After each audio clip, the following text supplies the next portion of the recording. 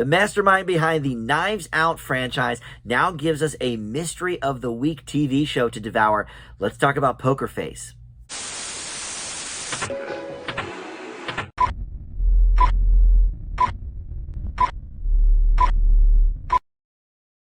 Hey guys, Dan here. This is Dan Reviews It. Welcome to my review for the new Peacock TV series Poker Face. This is starring Natasha Lyonne, who first really burst on the scene decades ago with American Pie, but lately she has sort of been making a name for herself on TV with Orange is the New Black and Russian Doll, and she hosted, I think, the season finale of SNL last year, and now she stars in the new series Poker Face, brought to us from the mind of Rian Johnson. Now, I'm not going to go too far into how much I love him. I just did a review a few weeks ago for Knives Out, the new Glass Onion movie, Knives Out 2, whatever you want to call it, that is on Netflix currently streaming.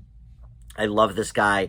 You can check out my Glass Onion review if you really want me to gush about how much I love Rian Johnson. But I heard months ago that he was going to be doing a Mystery of the Week type show in the vein of some of those 70s and 80s murder mystery shows. And not all of them murders, just, some of them about general crime or what have you. But in any event, I heard he was teaming with Natasha Lyonne for this, and that it would be just star-studded every single week with new characters. So let me, before I really launch into kind of my review and the premise and all of that, first I want to welcome you into Dan Reviews It. Thank you for finding this video.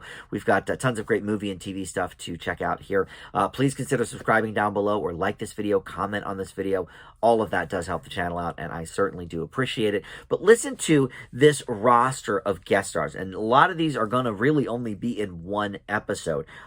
You've got, in the very first episode, you've got Adrian Brody. That's always awesome. But Joseph Gordon-Levitt, Lil Rel Howery, Tim Meadows, Hong Chow, who just, by the way, got an Oscar nomination for her role in The Whale, Judith Light from the old Who's the Boss days, Nick Nolte, Tim Blake Nelson, Rhea Perlman from Cheers. Another Cheers alum actually popped up in episode, I think it was 2, John Ratzenberger, S. Apatha Markison from the old Law and Order stuff, Chloe Sevigny, Ellen Barkin. I mean, the list just goes on and on and on and on. But the two constants are Natasha Lyonne and Benjamin Bratt, and I'll sort of tell you briefly what's going on with the two of them, that they're in every episode, because it really is a Murder of the Week type series. So, and it's not even Murder of the Week, I should say Mystery of the Week.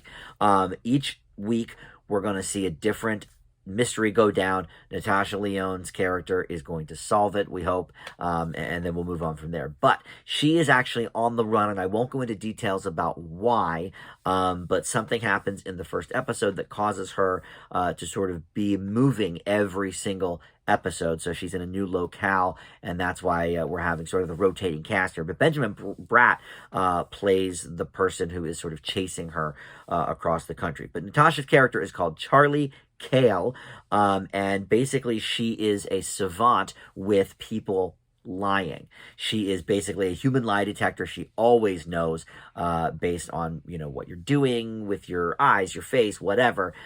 She can see your tells.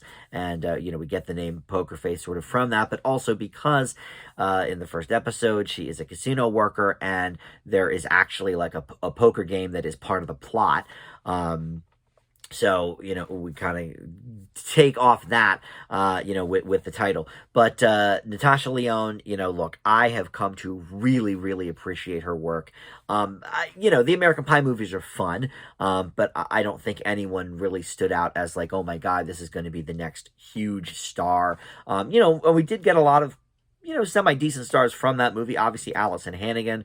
Now, she was already in Buffy the Vampire Slayer at that point, but that was her first, big film role. And then, of course, we've seen her do many things afterwards, How I Met Your Mother and hosting the Penn and Teller Show. We also have Seann William Scott from that movie. Obviously, he became a pretty big star. And then Jennifer Coolidge, obviously she was in the industry for a while before the Stifler's mom character, but that sort of kicked down the door, and she's now a multiple, award winner for The White Lotus and all of this. So Natasha Lyonne, though, kind of fell off after the American Pie series. She got heavy into drugs, and she's been very candid about this in different interviews and stuff. And Orange is the New Black was kind of her way back into the entertainment industry, and she blew a lot of people away, including myself, with that character character from that show. And then Russian Doll took it to a whole nother level. That is just, I need to watch season 2, I know, but season 1 is excellent of that show. And then she hosted SNL very well. I am all on board with Natasha Lyonne, and she is excellent here. The best part about this is, I mentioned up top about Rian Johnson and how much I love him. He sort of created this.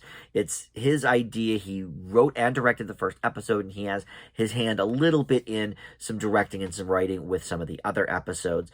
And the first 4 are up for you to watch, like I mentioned, on Peacock. I watched the first 3 of these, and then we're going to get one every single week until the season is over. Maybe I didn't mention that. I don't know. But the season has 10 episodes total. So we get the first 4 and then once a week for the next, like month and a half or whatever it is. And what Johnson has sort of brought to this whole show is the feel of that classic 70s mystery show. Columbo obviously is what comes to mind the most. It makes so much sense with the way her character is, and even her sort of speech patterns and sort of, turning around at the last minute and saying, you know what, and then going off on whatever she's going to say. That's very, very Columbo. But that is far from the only show that is sort of, and I don't want to say being imitated, but lovingly, sort of inspired by. You've got things like Murder, She Wrote, a little Kojak maybe. I think because of the new locale, I think it's a little bit like The Fugitive as well. You have this guy played by Benjamin Bratt who is chasing her, and then she is the other constant in every episode. And then we have a whole rotating cast of characters. I just watched The Fugitive for the first time, the TV series, a few months ago. And not to go off on a tangent about that, I could do a whole video on that too. But that was, a similar conceit in that this man was on the run, and, there was a guy chasing him that he wasn't in every episode, but, Lieutenant Barry Morse, or maybe Barry Morse was the actor. I forget. Anyway, I think Barry Morse was the actor, but, he would be in a lot of the episodes kind of, chasing him and whatever, but it was a rotating cast of hot stars from the 60s. In 50 years from now, I'm not sure if people will know who Lil Rel Howery or Benjamin Bratt, or some of these other people are, Rhea Perlman, but in the 60s, a lot of the people on The Fugitive were like hot at the time, either up-and-comers that became something like Ed Asner, Leslie Nielsen, or people that were very, very hot commodities of the day that I would look up, if there was a guest star.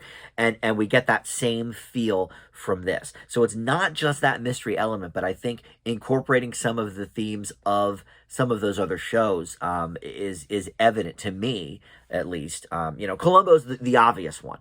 But I think, Johnson is sort of taking cues from a bunch of different shows, and lovingly so, and it's done brilliantly. These first 3 episodes are all fairly different in their approach and in the actual mystery elements. The constant, of course, is Natasha Lyonne herself and her character, doing the lie detector thing. But some of these episodes, we get a big ramp up. I mean, she's not even in the second episode till the 17-minute mark. She's not in the third episode till the 15-minute mark. So, it's a lot of build up for these other characters. And there's other shows that do that too. 911 comes to mind, to think of a current one where, they have something going on for the first, 2 or 3 minutes. None of the characters we know are in it, but it's sort of the crisis of the week kind of thing.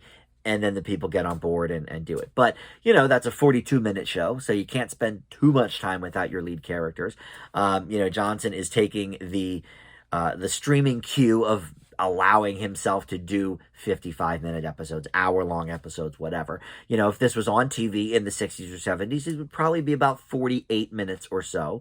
And so that those beginning scenes, I think, would be cut down a bit, so we get to the main character, our lead detective, our, wonderful, wonderful hero in these stories, a little bit quicker. But I don't mind the way that these are set up, because it does sort of get us involved with the story before we ever even see the detective come in. And I keep calling her Natasha Lyonne, but her name is Charlie Cale. So before we see Charlie enter, we have a whole backstory on whatever else is going on, and then we can kind of become more invested. And This is also taking cues from a couple of different ways of telling the murder mystery, because in the 70s and 80s, mystery shows were sort of all over the place, but some of them, we saw the murder or whatever it was at the beginning. We know who did it, and then half the fun is trying to see the person figure it out. And then some of them are, we don't know what's going on until the end, and that is kind of what happened in the first episode. Second and third, we sort of find out ahead of time what's going on. Then Charlie comes into the picture and does her bit. But both are really cool, and it's interesting that he sort of chose to kind of pull from so many different things with this. Look, the guy obviously has a reverence for these old mystery shows, and I love the whole mystery of the week thing. I've talked about this a little bit before in some of my TV news and reviews episodes, where it gets a little tiring sometimes to have to follow a story all through the season. It's one mystery that we're following for 8 episodes, 10 episodes. And that is, the main thing with streaming shows, because look, they know that you have the time to watch whatever, and you're going to, if you're invested in the story, make the time to watch it at your leisure. But back in the day, if you missed an episode of Columbo, it's not like you could watch it whenever you wanted to. There wasn't on demand. There was no streamers. There wasn't even VCRs at the time, So, okay, well, you missed that one, but you're going to see next week's episode and see what Columbo's up to next week. And that is what we're getting here. It's obviously a different model now, because with streamers, you would be sort of silly to kind of skip episodes and whatever. But just to have sort of that reverence to those original ideas that Johnson must have grown up with, in the 70s and 80s. What else can I say? I really love this show. I'm excited that we're getting something that is really kind of not at all fresh. I mean, it nothing about it is necessarily unique, but it's taking all of the best things from all of these different classic TV shows, mystery shows, and sort of throwing them into a well-crafted blender, and presented to us in a wonderful way that is so exciting. And it's something that we just don't see anymore. Even on the major networks with like your CSIs and stuff, okay, yeah, those are definitely more standalone, but they're also like really gruesome and like, there's so much blood and violence in them. This is not that. This is a little more curse heavy than those shows because it's not on broadcast. But to be honest, even then, not really. Yeah, there's a few F-bombs, but it's not gratuitous.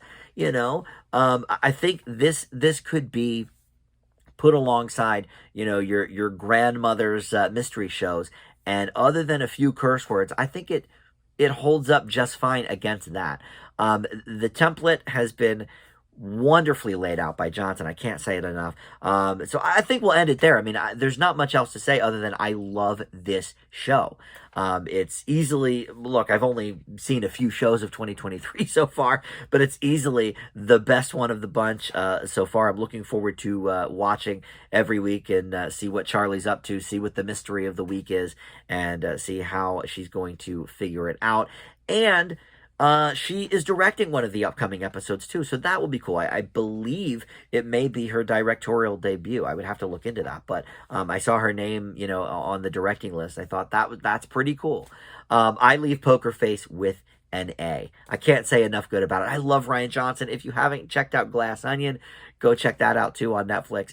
Thanks for watching. We'll see you next time on Dan Reviews It. Bye.